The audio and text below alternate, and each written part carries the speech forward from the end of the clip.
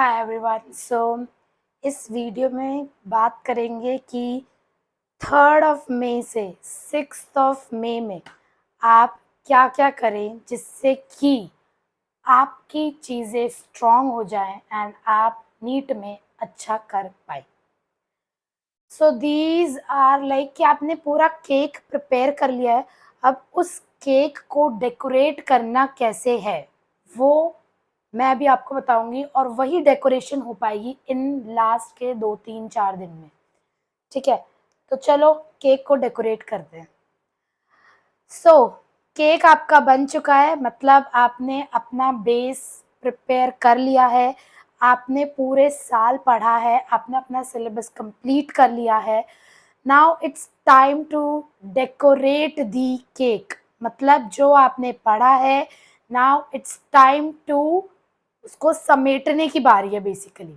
अब करना क्या है, तो सबसे पहली चीज, इन कितने दिन है वैसे, 3rd 4th 5th 6th, okay, तो ये 4 दिन है। ठीक है आपके पास, इन 4 दिनों में आपको पूरा का पूरा सिलेबस रिवाइज करना है।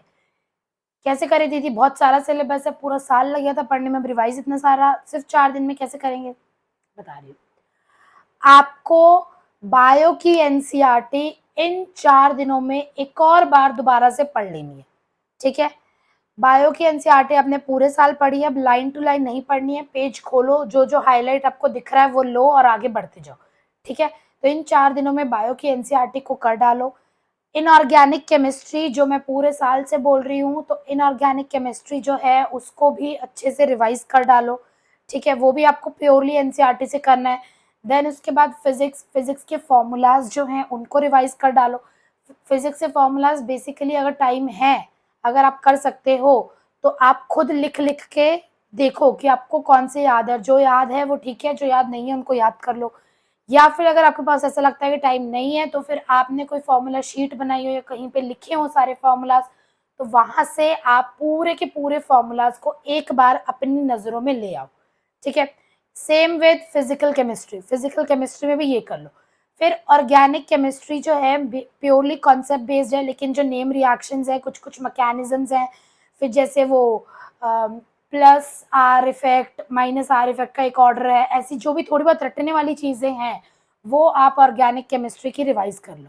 ठीक है, अब ये तो हो गया कि आपने डेकोरेट कर लिया, लेकिन अब आपको क्या नहीं करना है ताकि वो केक खराब ना हो। अब आपका केक बन भी चुका है, आपको केक डेकोरेट करने की रेसिपी भी मिल चुकी है। अब आपको कोई भी प्रीवियस ईयर क्वेश्चन कुछ नहीं लगाना है।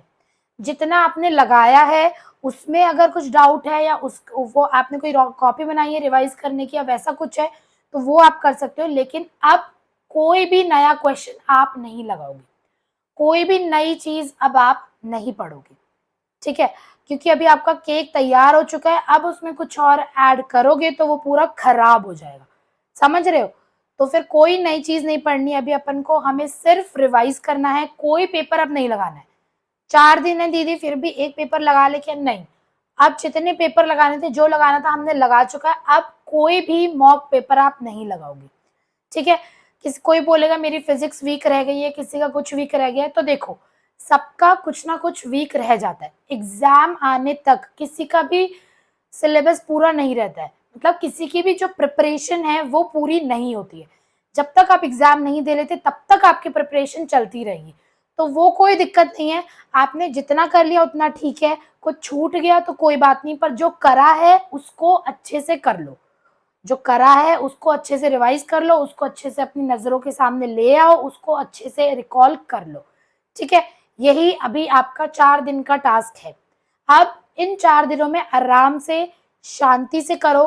ठीक है, कोई भी स्ट्रेस एंजाइटी लेने की जरूरत नहीं है, बस आराम से करो, जितना रिवाइज हो पाएगा, रिवाइज भी पूरा नहीं हो पा रहा तो कोई बात नहीं, बट ट्राई ये करो कि रिवाइज करने का मतलब ये नहीं है कि आप पूरा लाइन टू लाइन पढ़ रहे हो। रिवाइज करने का मतलब ये है कि आपने ऐसे पढ़ा, उसमें से जो जो चीजें आपको दिख रही है वो ठीक है, और फिर पेज पलटते जाओ, अपनी नजरों में ले आओ, बस मैं ये बोलना चाह रही हूँ। ठीक है, सो यस, इन 4 दिनों में आप बस इतना ही कर सकते हो। अगर आपको कोई बोल रहा है कि ये पेपर लगा लो या फिर ये चीज़ पढ़ लो, तो अब कुछ भी एक्स्ट्रा पढ़ने का मतलब नहीं है। अगर आप वो एक्स्ट्रा पढ़ भी लोगे, अगर वो आपको तब भी याद हो जाएगा, तो जो आपने पहले का पढ़ा है उसमें आप गड़बड़ कर दोगे। तो इट्स बेटर कि जितना हमने अभी तक पढ़ा है उसको अच्छे से समेट लें, उसको अच्छे से करके जाएँ, जिससे कि पेपर को हम अच्छे से फोड़ कर आ सकें। ठीक है गाइस? सो बस स्ट्रेस फ्री होके, आराम से, चिल होके करो and you will rock the exam. So thank you so much. Bye bye. See you after NEET.